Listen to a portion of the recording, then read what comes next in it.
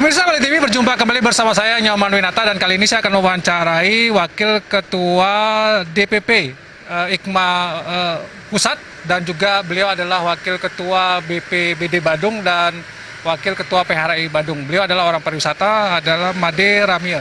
Dan kita akan mencoba mewawancarai dalam pandangan orang pariwisata bagaimanakah sebenarnya kebijakan yang sudah dilakukan oleh pemerintah berkaitan dengan penanganan COVID-19 baik di Bali, di Badung, dan mungkin secara umum seperti apa. Kita langsung sapa dengan Pak Ramil. Selamat siang Pak Ramil. Selamat siang. Ya, mungkin sebagai orang pariwisata melihat apa yang sudah dilakukan pemerintah dalam penanganan COVID-19 ini, apa yang Pak Ramil bisa sampaikan? Baik, terima kasih sebelumnya. Dan kalau kita lihat kebijakan dibentuknya Satgas, gugus tugas penanganan COVID-19 oleh pemerintah pusat, kemudian dilanjutkan di pemerintah provinsi, kabupaten, dan sekarang di Bali malah berbasis desa adat. Nah, ini sangat bagus sekali karena komunitas kita itu memang masyarakat Indonesia itu adalah selalu berbasis komunitas, sehingga penanganan COVID ini akan lebih cepat kalau memang berbasis komunitas. Selama ini apa yang dilakukan, terutama kita berbicara pemerintah Provinsi Bali, sudah cukup baik ya apa yang dilakukan, dan memang mampu menekan spread out daripada pandemik COVID-19 ini di Bali. Nah, sampai saat ini sudah hampir 230-an yang kena ya, yang terdampak. Nah, terkait dengan hal tersebut, kami mengucapkan terima kasih kepada pemerintah Provinsi Bali, terutama Gubernur Bali beserta jajaran COVID dan juga para medis. Kami dari Asosiasi Indonesian General Manager seluruh Indonesia mengucapkan terima kasih atas kerja keras serta dedikasinya untuk berjuang sebagai garda terdepan di dalam memerangi COVID-19 ini. Jadi kami dari Asosiasi GM juga telah melakukan beberapa langkah, terutama kami sepakat dengan semua anggota untuk menutup hotel ya. Pertama, menutup hotel untuk mengurangi spread out daripada COVID-19. Itu bentuk kontribusi kami.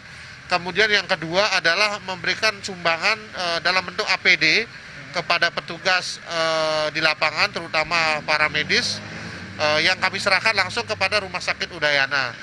Kemudian selanjutnya adalah menyumbang masker, ya, masker, ribuan masker kami sumbang. Kami mengumpulkan beberapa donasi dari anggota dan kami belikan masker dan sanitizer, dan kami sumbangkan secara langsung kepada gugus tugas di Provinsi Bali, biar mereka yang mendistribusikan kepada pihak-pihak yang membutuhkan.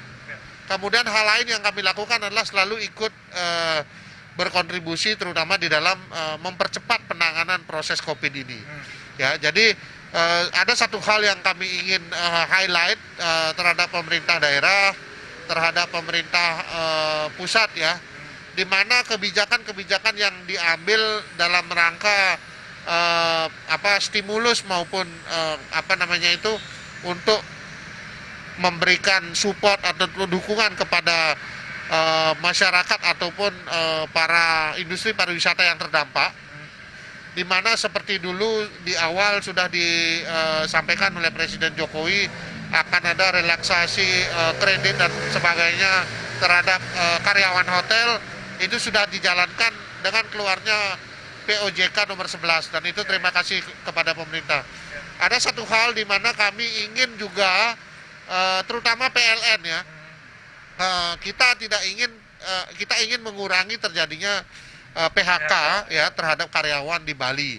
Karena di Bali adalah 80% di bidang pariwisata, dan terdampaknya itu sangat besar. Hampir 1,2 juta masyarakat Bali yang secara langsung di sektor pariwisata terdampak akibat COVID-19 ini. Artinya harapan kepada PLN apa? Harapannya begini, kami sudah mengajukan surat secara resmi kepada PLN, baik atas nama asosiasi maupun individual hotel, karena dengan PLN kita biaya energi itu hampir 10% of the total revenue. Sehingga ketika PLN memberikan kelonggaran sedikit di dalam pembayaran tagihan PLN, maka ini akan bisa kami kelola cash flow-nya untuk membantu gaji karyawan gitu. Ya, jadi untuk mengurangi PHK. Namun sampai sekarang PLN belum ada kebijakan dari pusat. Artinya yang diminta apakah diskon atau permintaan penundaan pembayaran atau apa yang diminta dari teman? Kalau memang bisa diberikan diskon itu akan lebih baik. Kami yang sementara ini ingin diberikan keleluasaan untuk penundaan pembayaran ataupun metode mekanisme pembayarannya. Di tempat saya setiap bulan hampir 250 juta bayar PLN dengan uang beban 45 juta setiap bulan. Artinya kami sudah membayar selama sekian tahun, kami membayar uang beban sekian juta ya. Kami berharap PLN ini mau memberikan sedikit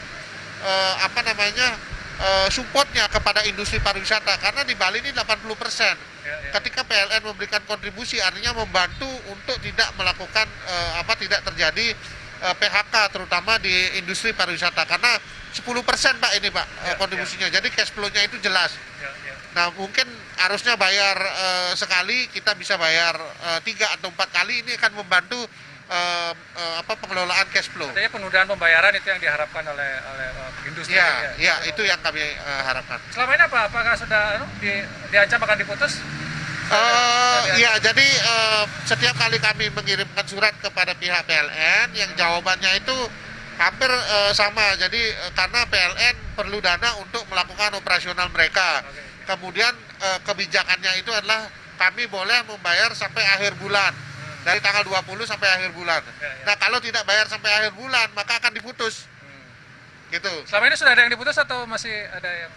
Astongkaro kita berusaha Pak, kita berusaha, tapi dengan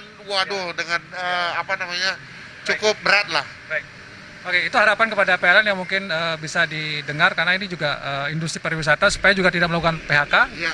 Bisa ada kelonggaran. Ya. Mungkin kepada pemerintah ada yang sedikit saya, pemerintah apa yang diharapkan? Nah, terkait dengan masukan ataupun input terhadap pemerintah, terutama pemerintah Provinsi Bali, kami sangat mengapresiasi langkah-langkah yang sudah dilakukan selama ini. Namun kami dari industri juga ingin mengetahui secara pasti prediksi dari pemerintah berdasarkan analisa baik dari ahli ataupun dari tim dari tim ahli, dari beberapa masukan pendapat, sampai kapan ini akan berakhir ya. Apakah ada time frame-nya atau kita akan terus melalui ketidakpastian ini gitu. Karena kami sendiri sudah hampir 2 bulan berada di rumah, namun outbreak-nya selalu setiap hari ada peningkatan. Nah, tentu ini dilakukan karena ada beberapa hal yang kita juga pelajari, karena faktor PMI, ada PMI yang tidak disiplin dan sebagainya. Nah, tentu pemerintah dan juga pemerintah daerah dan mungkin desa adat harus lebih tegas lagi, lebih tegas di dalam memonitor masyarakatnya yang baik itu PMI ataupun yang udah ODP ya. Baik. Jadi ada permohonan agar pemerintah lebih tegas dan sehingga ada frame waktu yang jelas kapan ini akan bisa diakhiri. Ya, sehingga kami juga bisa memprediksi kapan harus memulai bersiap-siap untuk kembali menggeliatkan industri pariwisata ini. Baik, terima kasih Pak Rami atas waktunya ya, karena mungkin kita juga berharap benar apa yang disampaikan. Mungkin ada 2 hal, kepada pemerintah ada lebih tegas, kemudian kepada PLN juga bisa lebih ada bantuan stimulus yang untuk membantu, dan ini kaitannya dengan bagaimana mencegah PHK di dunia pariwisata. Demikian berita terkini dengan Pak Rami Adnan. Saya ucapkan terima kasih, sampai jumpa di berita terkini berikutnya.